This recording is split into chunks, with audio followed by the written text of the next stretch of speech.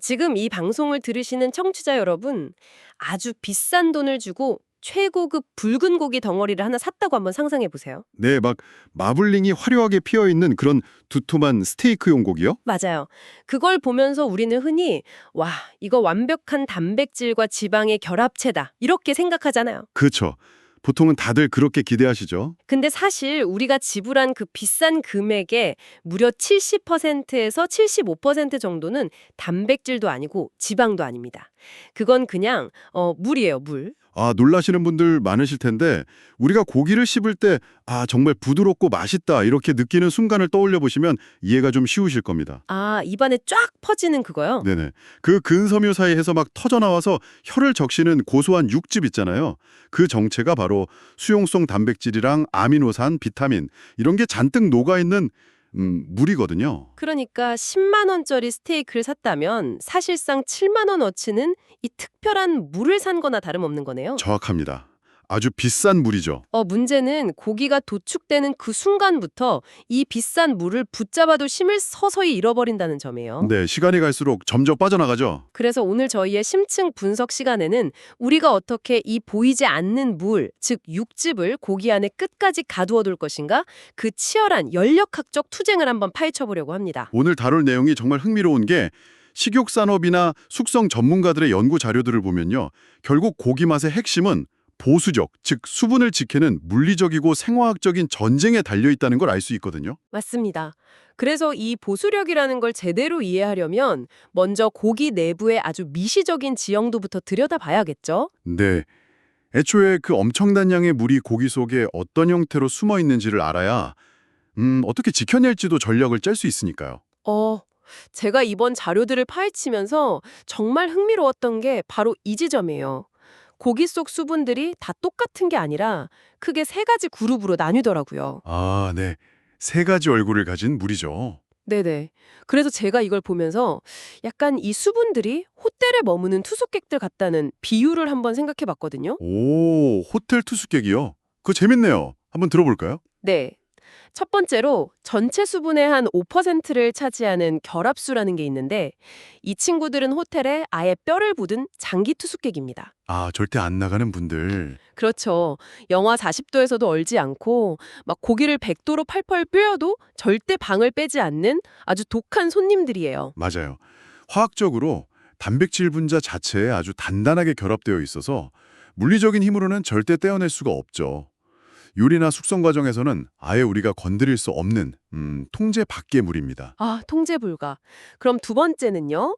전체의 15%를 차지하는 자유순인데 얘들은 완전 정반대예요. 짐을 다 싼 분들인가요? 네, 이미 짐 다 싸서 로비에 나와 있는 투숙객들입니다.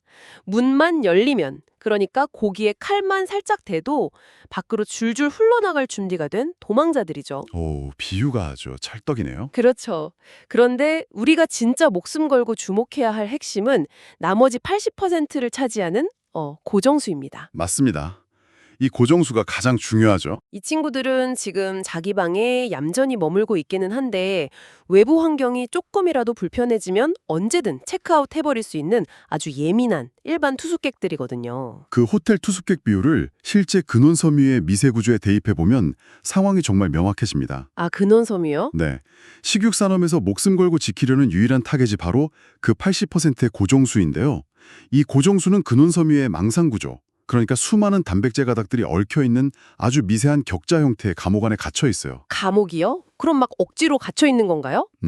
물 분자들이 모세관 현상하고 단백질 특유의 미세한 전하에 이끌려서 밧줄에 매달리듯이 겨우겨우 매달려 있는 상태라고 보시면 됩니다. 와, 굉장히 아슬아슬하네요. 살얼음판 걷는 기분일 것 같아요. 그렇죠. 고기가 신상할 때는 이 단백질 격자 안에 물이 잘 머물고 있지만 이게 영구적인 결합이 아니거든요. 언제든 끊어질 수 있다는 거네요. 네.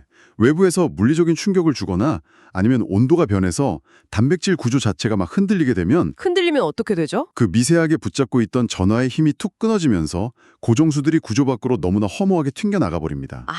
그러니까 칼만 대도 흐르는 자유수와 절대 안 떨어지는 결합수 사이에서 진짜 불안정한 경계선에 서 있는 녀석들이군요. 맞습니다. 아주 위태로운 상태죠.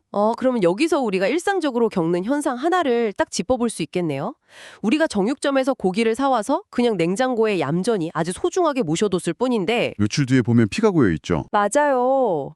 포장지 바닥에 붉은 핏물, 그 드립이라고 부리는 게 흥건하게 고여 있잖아요. 우리는 아무런 물리적인 충격도 안 줬는데 예민한 투숙객들이 방을 빼버린 거네요. 네, 그 범인이 바로 온도 편차로 인한 열 스트레스입니다. 온도 편차요? 아니 냉장고 안은 원래 온도가 계속 일정하게 유지되는 거 아닌가요? 다들 그렇게 착각하시는데 사실 전혀 그렇지 않습니다. 일반적인 가정용 냉장고나 업소용 냉장고를 보면 하루에도 수십 번씩 온도가 오르내리는 이른바 헌팅 현상을 겪거든요. 헌팅 현상이요? 사냥한다는 뜻인가요? 기계가 목표 온도를 쫓아간다고 해서 헌팅이라고 부르는데요. 압축기가 돌아가면서 찬바람을 막 뿜어냈다가 온도가 어느 정도 떨어지면 딱 멈추고 다시 온도가 올라가면 작동하고 이걸 무한 반복하는 거죠. 그 윙 하고 돌아가다가 조용해지고 하는 그 사이클이요? 네네, 바로 그겁니다. 근데 그 온도 변화가 고기 내부의 그 미시 세계에서는 엄청난 폭력으로 작용한다는 거잖아요. 엄청난 스트레스죠. 물리학에서 말하는 그 열팽창 원리를 생각해보면 냉장고 온도가 떨어질 때 고기의 근섬유 조직도 같이 차가워지면서 수축할 거 아니에요? 맞습니다. 정확히 짚으셨어요. 조직이 막 수축해서 쪼그라들면 그 안에 있는 단백질 격자의 공간도 당연히 좁아질 테고 그렇죠. 이거 약간 물을 잔뜩 먹으면 스펀지를 손으로 꽉 쥐어 짜는 거랑 똑같은 상황 아닌가요? 네, 완벽한 비유입니다. 근섬유가 수축하면서 그 단백질 격자 내부의 부피가 확 줄어들잖아요. 그러면 그 안에 간신히 매달려 있던 80%의 고정수한테 직접적인 물리적 압력이 가해지는 거예요. 짓눌리는 거네요. 네, 그래서 좁아진 공간을 도저히 견디지 못한 물 분자들이 압력을 피해서 근섬유 밖으로 그리고 근막 사이의 텅 빈 공간으로 억지로 막 밀려나게 됩니다. 불쌍한 투숙객들 쫓겨나네요. 그럼 반대로 압축기가 꺼지고 온도가 다시 살짝 올라가면 어떻게 되나요? 온도가 올라가면 다시 팽창하겠죠. 네, 스펀지를 쥐었던 손을 탁 놓는 것처럼 근섬유가 다시 이완되니까 밖으로 밀려났던 물이 다시 그 격자 안으로 쏙 흡수되어야 하는 거 아닌가요? 그게 이론적인 열팽창 관점에서는 부피가 늘어나니까 물이 돌아가야 맞는 건데 이 생화학적 구조에서는 무서운 비가역성이라는 게 작용합니다. 비가역성이요. 되돌아가지 못한다? 네. 한 번 단백질 격자의 그 미세 전하를 끊고 밖으로 튕겨 밀려난 물은 조직이 다시 팽창한다고 해서 자기 원래 자리로 알아서 쏙 기어 들어가지 못해요. 헐, 진짜요? 그럼 그 밀려난 물은 어떻게 되나요? 밀려난 물은 지들끼리 표면 장력 때문에 뭉치거나 중력의 영향을 받아서 고기 표면으로 이동하게 되고요. 결국 바닥으로 줄줄 흘러내려서 우리가 아는 그 핏물, 드립이 되어버리는 거죠. 와, 그럼 하루 종일 온도가 막 오르락내리락 하는 냉장고 안에 고기를 넣어둔다는 건 보이지 않는 거대한 기계가 고기를 향해 끊임없이 육즙 펌프질을 해대고 있다는 거네요. 맞습니다. 아주 잔인한 펌프질이죠. 수축하면서 쥐어짜고 이완하면서 빈 공간 만들고 다시 수축하면서 남은 물 또 쥐어짜고. 와, 저는 그동안 냉장고가 안전한 복연 장소라고 생각했는데 사실상 고기의 보수력을 물리적으로 파괴하는 고문실이었던 셈이죠. 세상에. 그럼 그 펌프질을 멈출 방법은 대체 뭔가요? 유일한 방법은 바로 철저한 정원. 그러니까 온도를 완벽하게 일정하게 묶어두는 겁니다. 고기가 수축하지도 팽창하지도 않는 평형 상태를 딱 만들어줘야 수분이 단백질 감옥 안에 안정적으로 머물 수 있거든요. 온도를 딱 고정하는 거. 그래서 요새 아예 온도를 확 낮춰버리는 방법도 많이 쓰잖아요. 빙온 숙성 말씀이시죠? 네네. 영하 1.7도에서 0도 사이 그 고기가 얼기 직전의 온도로 꽉 묶어두면 수축이나 이완 걱정 없이 육즙을 완벽히 지킬 수 있을 것 같거든요. 이론적으로는 솔깃하죠. 근데 제가 연구 데이터들을 보면서 놀랐던 게 무작정 온도를 낮춘다고 해결되는 게 아니더라고요.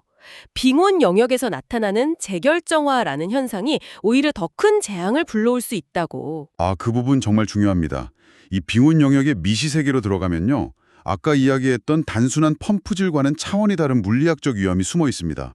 차원이 다르다고요? 네. 빙온 숙성이라는 게 고기를 얼리지 않으면서 얼음이 되기 직전에 아주 아슬아슬한 상태로 유지하는 거잖아요. 네, 얼기 직전.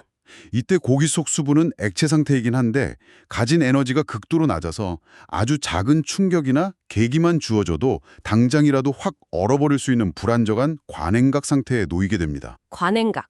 줄타기 하는 것처럼 몹시 위태로운 상태네요. 네, 이 관행각 상태에서 만약 일반 냉장고처럼 온도가 미세하게 출렁인다. 이건 정말 치명적입니다. 어떻게 되는데요? 예를 들어 목표 온도에서 단 0.5도만 밑으로 툭 떨어져도 간신히 버티고 있던 관행각 상태가 확 깨지면서 수분이 순식간에 동결을 시작해버려요. 0.5도 차이로요? 네, 고기세포 곳곳에 아주 미세한 얼음 결정, 빈 결정이 생겨나는 거죠. 이잖아요. 그러면 떨어졌던 온도가 다시 살짝 올라가게 될 텐데 그렇죠. 올라가죠. 그러면 그 미세하게 생겼던 얼음 결정들 겉표면이 살짝 녹아서 다시 물이 될 거고 그러다가 압축기가 돌아서 온도가 다시 0.5도 떨어지면 떨어지면 어떻게 될까요? 그 녹았던 물이 기존 얼음 결정 위에 다시 달라붙으면서 통째로 또 얼어버리겠네요. 약간 눈사람 만들 때 눈덩이 굴리면 계속 커지는 것처럼요. 와, 청취자 여러분 들으셨나요? 방금 말씀하신 게 바로 재결정화 현상의 정확한 메커니즘입니다. 아 진짜요? 네, 미세한 온도 편차가 계속 오르내림을 반복할수록 한 번 생긴 얼음 결정은 녹았다, 얼었다를 반복하면서 주변 수분까지 쫙 흡수해버려요. 점점 거대해지는 거죠. 눈덩이처럼요? 더 무서운 건 그 얼음 결정의 끝부분이 마치 날카롭게 벼려진 얼음 칼날처럼 아주 뾰족한 형태로 자라나게 된다는 겁니다. 헐, 얼음 칼날이요? 그 거대하고 날카로운 칼날들이 고기 단백질 격자랑 근섬유 안에서 막 자라난다고 생각하니까 와, 진짜 끔찍하네요. 네, 고기를 구성하는 연약한 세포막들이 그 칼날의 완전히 안쪽에서부터 갈기갈기 찢겨나가는 겁니다. 세포막이 찢어지면 완전 끝장나는 거 아닌가요? 그렇죠. 세포막이라는 댐이 완전히 붕괴되는 거예요. 이렇게 온도 관리에 실패한 빙온 숙성육을 냉장고에서 꺼내서 해동한다고 한번 상상해 보세요. 상상도 하기 쉽네요. 세포를 지탱하던 벽이 다 무너졌으니까 그 안에 갇혀있던 고정수랑 아미노산들이 해동과 동시에 홍수처럼 쏟아져 나오게 됩니다. 육즙이 아니라 그냥 물바다가 되겠네요. 맞아요. 실제로 이런 고기들은 해동할 때 전체 중량의 10% 이상이 육즙으로 다 빠져나가 버립니다. 구워 먹어보면 입안에서 무슨 모래알 굴러다니는 것처럼 퍽퍽해서 삼키기도 힘들 정도죠. 결국 빙온 숙성에서 플러스 마이너스 0.1도 수준의 완벽한 정온 제어가 필수적인 이유가 단순히 온도를 차갑게 유지하려고 그런 게 아니었군요. 네, 다 이유가 있는 겁니다. 얼음 결정 자체가 생기는 걸 원천 봉쇄하고 혹시 생기더라도 세포를 찌르지 못할 만큼 아주 미세한 상태를 묶어두기 위한 완벽한 방패 역할이었네요. 정확합니다. 펌프질을 막는 걸 넘어서 세포의 물리적인 파괴 자체를 막아내는 게 바로 정온 기술의 핵심인 거죠. 지금까지 우리가 고기 속에서 벌어지는 연력학적인 펌프질, 그리고 얼음 칼날의 미시적인 전쟁을 살펴봤는데요. 참 치열하죠. 네, 근데 청취자 여러분, 이 복잡한 물리학과 생화학이 결국 우리의 현실, 특히 식당 사장님의 지갑에는 대체 어떤 영향을 미칠까요? 이 부분 들으시면 식당 하시는 분들 진짜 깜짝 놀라실 겁니다. 제가 이 현상을 경제적인 수치로 환산한 분석을 보니까 체감이 확 오더라고요. 바닥에 고인 핏물은 단순한 물이 아니라 사장님 주머니에서 새어나가는 순이익, 이거 절대 과장이 아니었습니다. 네, 구체적인 숫자로 한번 계산을 해볼까요? 만약 어떤 식당에서 킬로그램당 10만 원짜리 최상급 한우 등심 1톤을 숙성한다고 가정해보죠. 1톤이면 와 1억 원어치네요. 맞아요. 이 고기를 일반 업소용 냉장고처럼 온도 편차가 한 플러스 마이너스 3도 정도 나는 환경에서 2주간 숙성을 하면요. 아까 말씀드린 펌프질이랑 세포 손상 때문에 평균 5에서 7%의 중량이 드립으로 빠져나갑니다. 잠깐만요. 1톤의 5%면 50kg인데요. 이걸 10만 원씩만 계산해도 무려 500만 원어치잖아요. 네, 500만 원어치의 최고급 한우가 그냥 핏물이 되어서 하수구로 버려진다는 뜻이죠. 사장님은 아무것도 안 하고 그냥 냉장고에 넣어두기만 했는데도요. 억울하지만 그게 현실입니다. 반면에 온도 편차를 플러스 마이너스 0.5도 미만으로 꽉 잡아주는 정원 설비나 워터 에이징 수조에서 똑같은 고기를 숙성하면 결과가 완전히 달라지죠. 어떻게 달라지나요? 단백질 격자가 펌프질 없이 안정적으로 딱 유지되고 얼음 결정도 안 생기니까요. 드립으로 인한 중량 손실이 1% 미만으로 뚝 떨어집니다. 1% 미만이요? 와, 그럼 허공으로 증발할 뻔했던 400만 원 이상의 순이익을 그대로 방어해내는 거네요? 맞습니다. 한 번 숙성할 때마다 수백만 원 차이니까 이걸 1년 단위로 계산하면 수천만 원에서 억 단위까지 차이가 나는 겁니다. 연력학적 원리를 이해하는 게 곧 비즈니스의 생존이랑 직결된다는 걸 확실히 보여주는 대목이네요. 진짜 무시할 수 없는 수치죠. 근데 사실 경제성도 중요하지만 우리 같은 평범한 소비자 입장에서는 결국 입에 넣었을 때 얼마나 맛있냐, 이게 핵심이잖아요. 그렇죠. 맛이 제일 중요하죠. 보수력을 완벽하게 지켜낸 정원 숙성력이 과연 입안에서는 어떤 미식의 기적을 만들어내는지 그게 너무 궁금합니다. 맛의 차이를 제대로 이해하시려면요, 고기의 주시함, 즉 다즙성을 두 가지 차원으로 나눠서 보셔야 해요. 두 가지요? 네. 보통 사람들이 고기를 딱 한 입 베어 물었을 때, 오, 육즙 터진다, 이렇게 느끼는 건 초기 주시함이라고 부릅니다. 아, 첫 입에요. 네. 아까 방 뺄 준비가 되어 있다고 했던 자유수나 아주 약하게 갇혀있던 일부 수분들이 씹는 순간 밖으로 확 밀려나오는 현상이죠. 맞아요. 첫 입에는 육즙이 팍 터지는데 몇 번 더 씹다 보면 턱도 아프고 금방 입안이 퍽퍽해지는 경험 다들 해보셨을 거예요. 네, 그게 바로 보수력이 완전히 무너진 고기의 특징입니다. 아, 그게 무너진 거였군요. 초기에 수분이 다 빠져나가 버리니까 질긴 단백질 덩어리만 입에 남는 거죠. 하지만 정온 유지를 통해서 그 80%의 고정수를 꽉 붙잡아둔 고기는요, 지속적 주시함이라는 완전히 다른 차원의 경험을 선사합니다. 지속적 주시하며? 그럼 씹을수록 계속해서 육즙이 막 뿜어져 나온다는 뜻인가요? 정확합니다. 단백질 격자가 펌프질을 겪지 않아서 아주 견고하고 촘촘하게 수분을 꽉 안고 있거든요. 아, 그래서 이빨로 고기를 씹을 때마다 그 압력에 의해서 안쪽 깊숙이 갇혀있던 고정수들이 조금씩 서서히 배어나오는 겁니다. 와, 상상만 해도 군침이 도네요. 목으로 고기를 꿀꺽 넘기는 마지막 그 순간까지 입안이 계속 촉촉하게 유지되는 거죠. 진짜 최고네요. 게다가 더 중요한 건 그 수분 안에 고기가 숙성되면서 분해된 아미노산들이 아주 고농축으로 녹아있다는 거예요. 아미노산이요? 네. 이 아미노산 폭탄이 지속적으로 혀의 미래를 막 자극하면서 엄청나게 깊은 감칠맛을 만들어냅니다. 그러면 우리는 무의식적으로 와, 이 고기는 진짜 차원이 다르게 부드럽고 풍미가 깊다. 이렇게 느끼게 되는 거죠. 이야기를 나누다 보니까 우리가 고기에 대해서 가졌던 환상이 하나 확 깨지는 기분입니다. 어떤 환상이죠? 우리는 항상 막 마블링 등급 높은 툭불 한우 사서 불 위에서 어떻게 마이야르 반응을 낼까 막 굽는 기술에만 엄청 집착해 왔잖아요. 다들 굽기에 진심이시죠. 네, 하지만 진짜 맛의 승부는 고기가 도마에 오르기도 전 그 어둡고 흔들리지 않는 차가운 냉장고 속에서 이미 다 결정되어 있었던 거네요. 빙고, 바로 그겁니다. 아무리 품종이 뛰어나도 온도가 막 널뛰기 하는 환경에 방치되면 고기는 그냥 스스로 쥐어짜면서 육즙을 토해내는 스트레스 덩어리로 전락해버리는 거니까요. 그래서 정온 유지라는 건 결국 식재료한테 평정심을 선물하는 기술이라고 봅니다. 평정심이요? 네. 물리적인 수축과 이완의 그 스트레스를 없애고 단백질 감옥의 문을 단단히 잠그면서 날카로운 얼음 칼날로부터 세포를 완벽하게 보호하는 절대적인 평온의 상태를 만들어주는 거죠. 흔들리지 않는 차가운 평온함이 진짜 육즙을 만든다. 오늘 심층 분석의 핵심이 이 한 문장으로 싹 정리되는 것 같습니다. 아주 완벽한 요약이네요. 자, 청취자 여러분, 오늘 우리는 완벽하게 통제된 정온이 미시세계의 세포를 살리고 식재료의 본질을 지켜낸다는 과학적인 사실을 함께 따라가 보았습니다. 네, 다들 냉장고의 무서움을 좀 느끼셨을 것 같은데요. 맞아요. 이 놀라운 원리들을 다 듣고 나니까 문득 굉장히 도발적이고도 서늘한 생각 하나가 머릿속을 스쳐 지나갑니다. 오, 어떤 생각이죠? 지금 방송을 들으시는 청취자 여러분의 집 부엌에 있는 그 냉장고를 한번 떠올려 보세요. 네, 집집마다 다 있죠. 하루에도 몇 번씩 목이 마르거나 배가 고플 때마다 우리가 무심코 덜컥덜컥 문을 열고 닫잖아요.